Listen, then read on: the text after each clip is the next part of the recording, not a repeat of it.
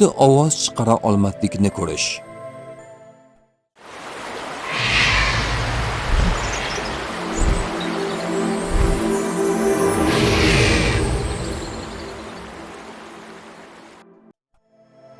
O'zini ifoda eta olmaslik. Siz real hayotda fikringizni, hislaringizni erkin ifoda eta olmayotgan bo'lishingiz mumkin. Kimdandir qo'rqishingiz, rad etilishdan xavotirlanishingiz yoki ichingizda to'planib qolgan gaplar bo'lishi mumkin. Yordam so'ray olmayotganlik. Bu tush ba'zida siz yordamga muhtoj bo'lsangiz ham buni ayta olmaslik yoki kimdir sizni tinglamayotgandan norozi bo'lishingizni bildiradi. Bosim ostida qolganlik. Tushdagi ovozsizlik ko'pincha bosim, ruhiy og'irlik yoki qo'rqinchli holatdan chiqib keta olmayotganlik ifodasi bo'ladi.